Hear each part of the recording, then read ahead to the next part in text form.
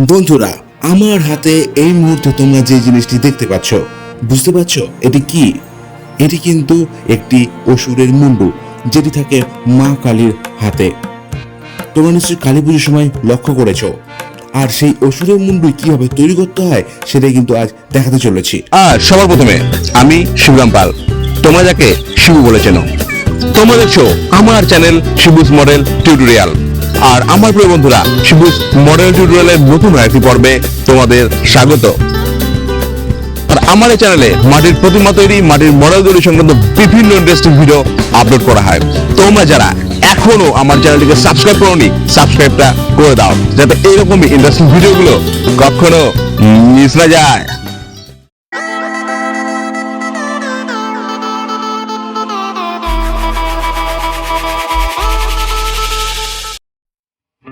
বন্ধুরা, আমি কিন্তু এই মসুরের মুন্ডুর তৈরিটি স্টেপ বাই স্টেপ দেখিয়েছি, পুরো মাটিতে তৈরি থেকে একদম রং ফিনিশিং অবধি।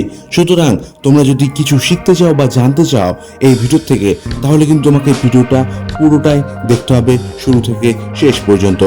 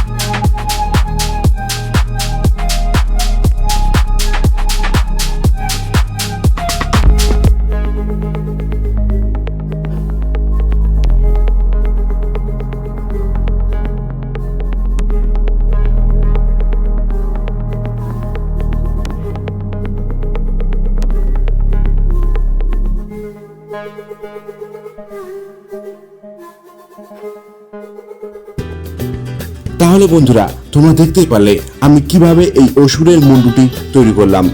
এই অসুরের মুন্ডুটি কিন্তু মা কালীর হাতে থাকে। তোমরা কালী পুজোর সময় নিশ্চয়ই লক্ষ্য করেছো, মা কালীর হাতে একটি অসুরের মুন্ডু ঝুলানো থাকে। তো তোমাদের এই মুন্ডুটা কেমন লাগলো? এতক্ষণ যেহেতু তুমি আমার ভিডিওর সাথে জুড়ে রয়েছো, নিশ্চয়ই তোমার ভিডিওটা ভালো লেগেছে। তার জন্য একটা লাইক তো হতেই পারে, কারণ তোমার ওই একটা লাইক আমাকে অনেকটা মোটিভেট করবে পরবর্তী নতুন একটা ভিডিও তৈরি করার জন্য। আর আজকের ভিডিও এই পর্যন্তই। আবারও আসছি নতুন কোনো পর্বে, নতুন কোনো ভিডিও নিয়ে। ততক্ষণের জন্য টাটা।